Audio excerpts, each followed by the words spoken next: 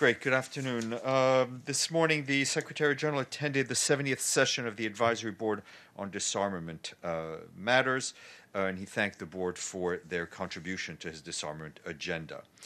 And right now, he's at the East Lounge for the launch of the book Her Story, which celebrates women leaders at the UN. He will stress that changing attitudes on gender is one of the most important and difficult challenges, which is why it is important to have books like Her Story that raises awareness of women's contributions and help to correct the imbalance in our culture that has historically undervalued women's contributions and women's work.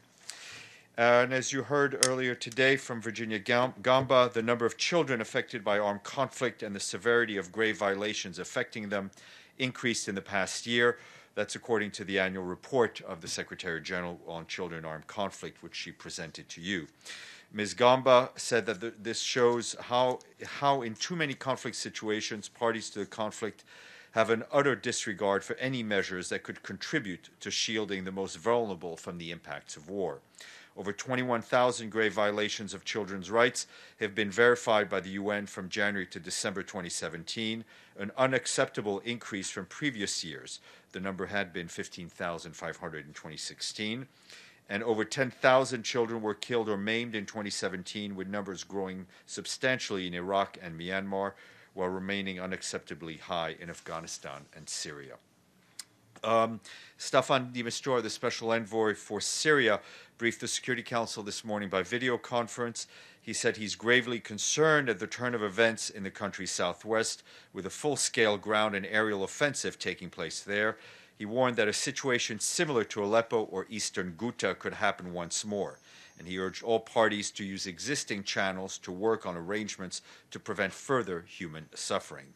He said that we're now seeing signs of protests with intensified efforts for the establishment of a Syrian-led and Syrian-owned UN-facilitated constitutional committee. Meanwhile, John Ging, the Director of Operations at OCHA, detailed the humanitarian consequences of fighting in the Dujarric Governorate. He said to date, an estimated 45 to 50,000 people have been displaced due to fighting. And he added that humanitarian access in Afrin district continues to improve, while needs in that district are considered to remain high, with most health facilities in rural areas closed. Martin Griffiths, the Special Envoy for Yemen, visited Aden today and met with President Hadi. He's now back in Amman and intends to travel to Oman tomorrow. While civilians are still moving around Hodeidah city, shops, bakeries, and restaurants remain largely closed due to limiting the availability of supplies in the market.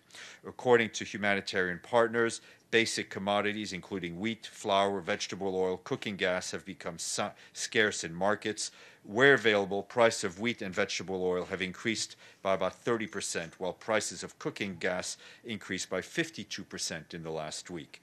Electricity is unavailable in most areas in Hodeidah city. Water shortages are also reported due to recent damage to supply pipes. Sanitation problems are also reported in some sites for internally displaced people, which could trigger a cholera outbreak. Humanitarian partners are repairing water supply pipes and sewage in Hodeidah city to try to minimize the risk of cholera.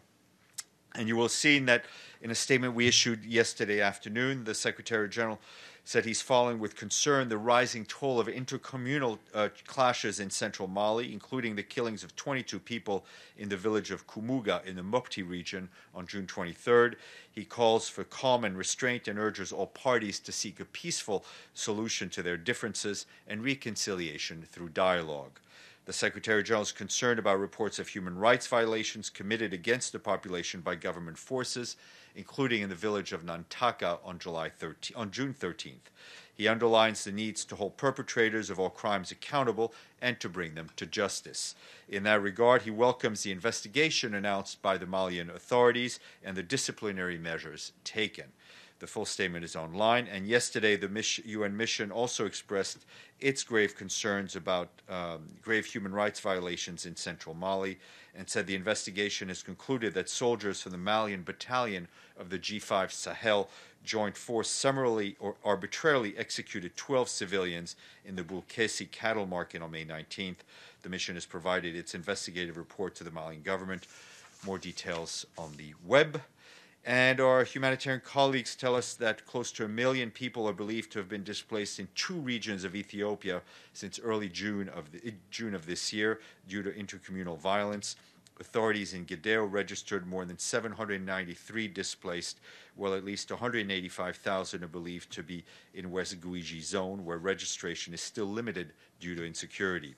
Food has been provided by the government, an emergency shelter, and non-food items have been provided by both the government and humanitarian partners.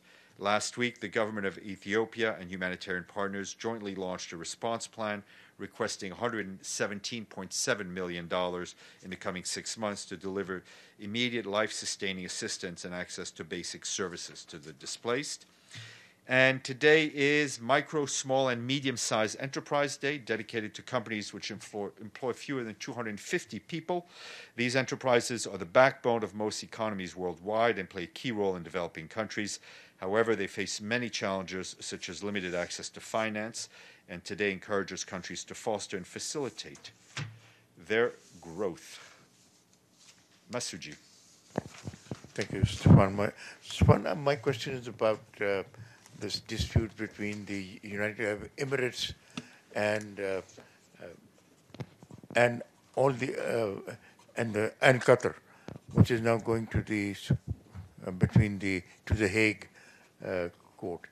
Does the Secretary General have any position on what is happening in Qatar, and why is Qatar being discriminated against, and especially it is suffering, its airline is suffering, and so forth? Sorry. You know, I'm sorry. No, don't be sorry. I can actually do 1.5 things at the same time. The Secretary General, I think, has expressed his concern about the continuing tensions in the Gulf and has encouraged all the parties to reconcile through dialogue. And on this situation, which he has also spoken about, the killing of the Bangladeshi, what do you call, peacekeeper, and so forth in Mali. No, sorry. No, go ahead. Sorry. In South Sudan. South Sudan. Yes, sorry. And on that issue, how many peacekeepers have been killed so far, including Bangladeshis and I don't have the total, but off the top of my head. But we have seen over the last year and this year a very high, and obviously a too high number of peacekeepers being killed. Obviously, every death is of our colleagues who are in the field helping people, trying to bring peace, is a tragedy. But we've also seen an increase in deliberate targeting of peacekeepers in various peacekeeping missions, notably in Mali, in Central African Republic, in South Sudan, and the Democratic Republic of the Congo, to name just 2. Yes, sir. Steph, the Sudan Appeals Court has commuted the death sentence of the teen Noura Hussein, sentenced to death initially for killing her rapist husband. Any reaction? We've obviously welcomed the decision. Appeals from various parts of the UN system had been made for clemency and to spare her life. So we obviously welcome this decision. And before I take another question, I have a statement from the Secretary General on the Children in Armed Conflict report. The United Nations has verified more than 21,000 violations committed against children in 2017. The UN has reliable reports of more than 10,000 children killed or maimed in armed conflict last year. The Secretary General is outraged by this number, a significant increase compared to previous years and documented in his annual report that was published today. Children are also affected by other verified violations, including the recruitment, the use of children by armed forces and armed groups, sexual violence, and attacks on schools and hospitals. Boys and girls have once again been overly impacted by protracted new violent crisis. Despite some progress, the level of violations remains unacceptably high. The Secretary General reiterates that the best way to address this horrific situation is to promote peaceful solutions to conflicts. He calls on all parties to exercise maximum efforts in this regard. The Secretary General reminds parties to the conflict of their responsibility to protect children in line with international humanitarian and human rights law. He calls on all parties to conflict to engage with the United Nations and develop concrete measures to end and prevent grave violations against children and to provide support and relief to affected children. Mr. Lee. Sure. I wanted to ask you about this upcoming counter-terrorism high-level conference. A couple of questions. One is, as I'm sure you've seen, the U.S. announced loudly that they're pulling back funding and the level of their representation. They say it's because of a decision by Mr. Voronkov to limit the participation or perhaps ban the participation of NGOs, civil society, academics. So I wanted to know specifically, what is the Secretary General's position on the right of civil society to participate in conferences such as this one? The Secretary General, through his actions and his words, has always defended the space for civil society, the right for civil society. Has underscored the need for civil society to participate. And in fact, I think if you look at this conference, there'll be more than 60 civil society organizations present.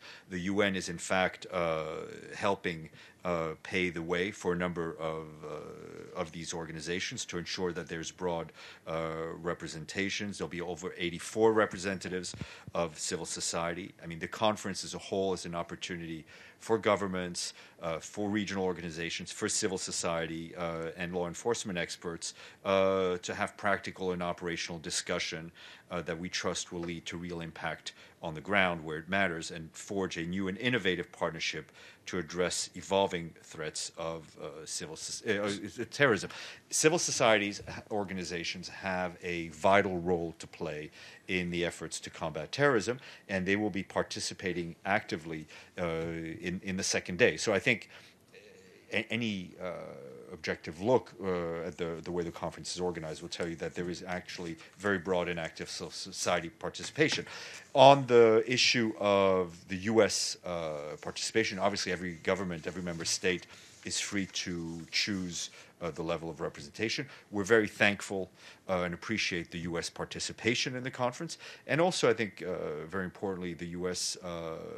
Encouragement and efforts and work that they did with the Secretariat in creating the Office of Counterterrorism. So it sounds like you think that they're wrong in their analysis. But I wanted to ask you on the same conference. On the same conference, I understand that I think last week there was a background briefing by USG Voronkov, and I wanted to know, since I wasn't informed that it took place, and I believe that your office or someone, Soros Pinto, in your office was in charge of deciding. In charge. Okay, so how do you decide who is informed of this type of background briefing? It was for resident correspondents and frankly, people that we can trust, because I think we've had issues of background, of issues. Have you? Background Which issues are those? Well, live tweeting from background. No, that was briefings. the Jane's defense. Sorry, go to Linda. Thank you, Steph. As we know, I believe the Security Council will be dealing with the implementation of Resolution 2231 this afternoon. And, of course, the U.S. concerns have been included the lack of a ban on the development of ballistic missiles and a sunset clause. I believe, is it true that the SG supports some changes to the Iran deal, particularly the sunset clause? The United Nations, the Secretary General's office, was not a signatory participant in the JCPOA. There are a number of parties involved.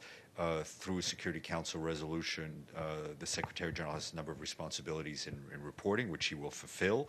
The Secretary General has stated a number of times that he believes that the JCPOA is an achievement in diplomacy and that it should be supported. And that opinion has not changed.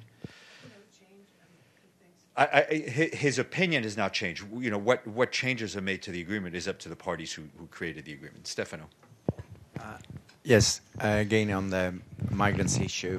Tomorrow in Europe, there's going to be meetings of the governments deciding a new approach. And for what we know, the new approach should be keep the migrants in Africa, so good agreements with the country where they will stop the migrants there. We don't know yet how, also because there are countries that basically cannot do that. At least we saw that already what happened in Libya. But my question specifically is also there is this new approach also on the ONG, the ships that they close the ports, and not only the Italian ports. Now they want to do an Stefano, agreement. la domanda è, posso farla in italiano? No? No, let's... La domanda è, again, it's the same question.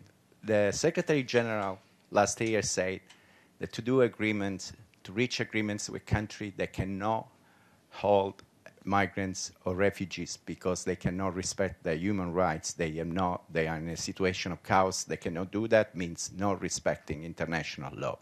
He said that in this room. So is the Secretary General ready to, if this is the case, if the migrants is going to be stopped in country, that will not, the human rights are not going to be respected, is it ready to say that those countries and Europe is doing agreement where international law is not respected? What the Secretary General wants to see is international law respected. He wants to see migrants and refugees treated with respect and with dignity. And he wants refugees and people to be afforded the rights that they are owed. Each country has the sovereign right to protect its borders, its responsibility. We've never seen so many people on the move today than since the end of the Second World War.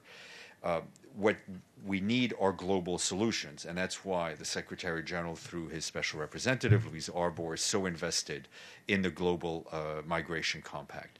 These discussions have to involve three groups of countries: the countries of origin, the countries of transit, the countries of destination. They can only be a holistic solution while always respecting the sovereign rights and sovereign right of government to manage their own borders. What we also need to remember is that the vast number of migrants and refugees that are being hosted in countries other than their own are being hosted in the developing world.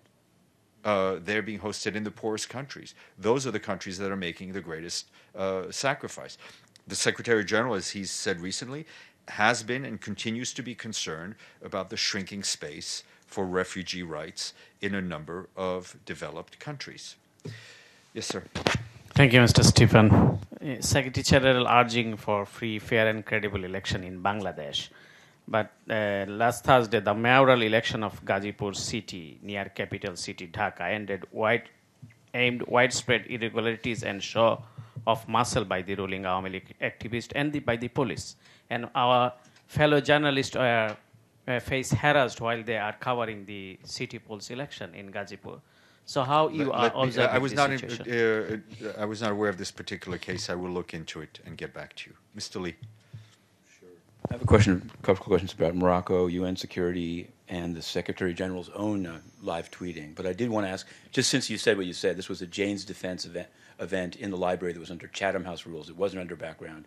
I do embargoed briefings of the IMF every 2 weeks and never had an issue. Matthew, so the issue the is decision with you. is mine. Okay, so that's fine. exactly. Yes, exactly. So my question is, as you may have seen, in Morocco, the RIF activists, including Nasser Zafafi, have recently been sentenced, including Mr. Zafafi for 20 years. And I wanted to know, since for many months you had no comment on it, is anyone in the UN system aware of this issue within Morocco and these lengthy 20 to 30 year sentences? I think we're aware of it, and I think our human rights colleagues are aware of it. And the tweeting question has to do with so you're aware of it, but what? Do you think it's a good sentence? What's your next question? Okay, my next question is, it's reported, and again, I don't know if this is true or not since I didn't look at it as closely as I might have, but there is some saying that Antonio Guterres deleted a tweet, that he had a tweet about Israel-Palestine, which included a photograph of kites, and that then he took it down and replaced it.